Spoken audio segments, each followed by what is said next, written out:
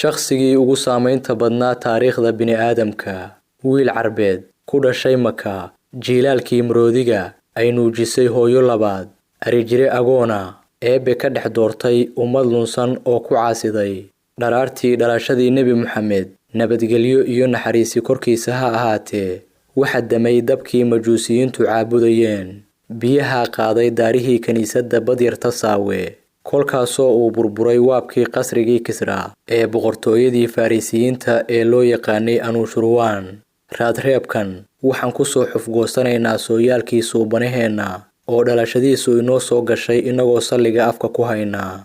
Muxamed ibnu Cabdullaahi ibnu Cabdimudalib ibnu Haashim wuxuu ku dhashay magaalada barakaysan ee Maka maalin Isniineed 12kii Rabiicul Awal qiyaastii 570kii Ciise dabadii. waxaa la wariyey in awowgii Cabdimudalib oo ku faraxsan uu Kacbada geeyey nebiga oo dhowr maalmood jira. dhalashada nebigu waxay ku astaysan tahay sanadkii maroodiga ee boqorkii Xabashida Abraham uu maroodiyada ku weeraray Kacbada barakaysan. xilligaa waxaa colkii Xabashida jebiyey shimbiro alle samada ka soo diray oo dhagxaan nafta kaga qaaday boqorkii xaramka xalaashaday. ciddii ugu horreysay ee nebiga nuujisay waxay ahayd hooyadii Aamina bintu Wahab. waxa uga dambeysay Thuhayba oo ahayd adoontii nebiga adeerkii Abulahab.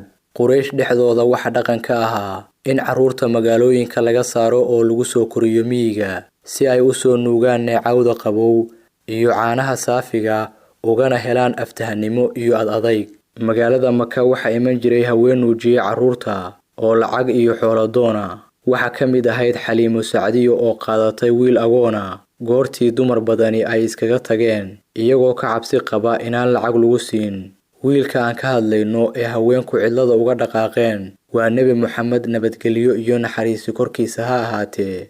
Xaliimo Sacdiyo iyo qoyskeeda oo abaar daran la dalaadhacayay ayaa barwaaqo ka qaaday nuujinta suubanaheena Muxamed sallallahu calayhi wasallam. dameerkoodii sahayda oo dukhun gaabisa ahaa ayaa u lalay sidii faras dagaalyahan ku joogo. arigoodii ayaa kobta dhaafi waayay dhereg awgeed iyagoo ka maalay caano badan subagna ka lushay. arigoodii sidii gub barwaaqo lagu jiro halka xoolaha deriskooduna ay abaar la caata joogsadeen.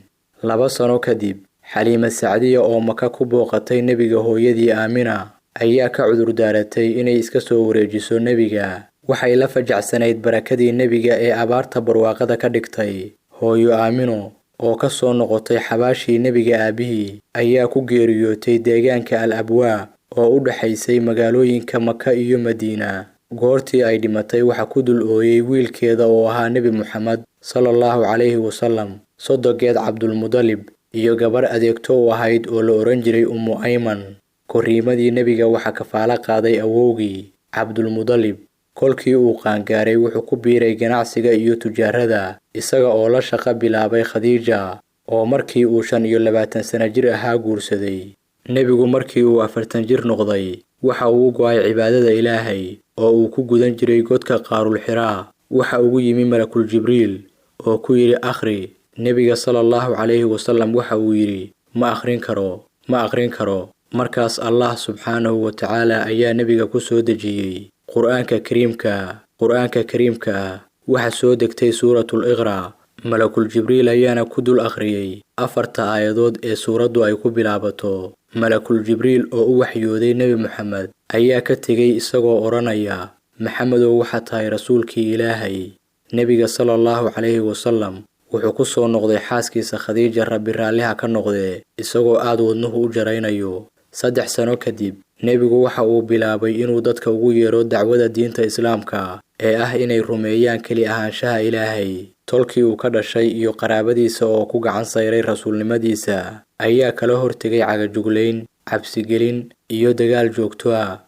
dadkii ugu horreeyay ee qaatay diinta Islaamka ayaa cadaab adduun kala kulmay qabiilkii reer Quraysheed, taasoo keentay in nebiga iyo saxaabadu u hijroodaan dhulka Ibisiiniya iyagoo uga soo aag bedeshay magaalada Tadrib ee maanta loo yaqaano Madiina. geediga hijrada ee Madiina waa halka uu ka bilowday tirsi taariikheedka Islaamka.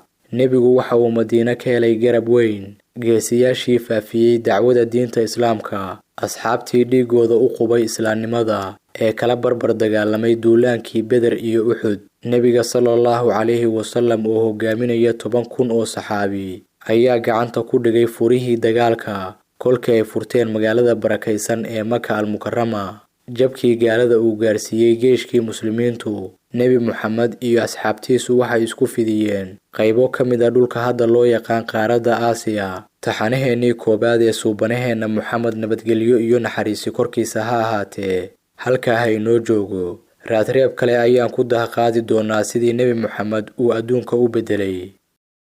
madrasatul macallimul qur'aan, meel kastoodba adduunka aad ka joogto dushiisa minankaaga dhexdiisa, adoon meelna u dhaafin online maado ku qaado baro maanta duruusta. mabda'eena islaamka qur'aanka ka meerso axaadiista ka miiso, siiradii nebigeena sallallahu calayhi wasallam si yarmaanka ku kaydso. madrasatul macallimul qur'aan waa malcamad online ama huraan aan la dhaafin midka aan ka warhayni, malaa waa maqfuul ee maanka ha u furo haatan. meel kastoo daafaha caalamka aad ka joogto si online ugu biir mareegta xifdinta qur'aanka kariimka madrasatul macallimul qur'aan oo kala xiriir nambarada WhatsApp-ka ee shaashada kaaga muuqda.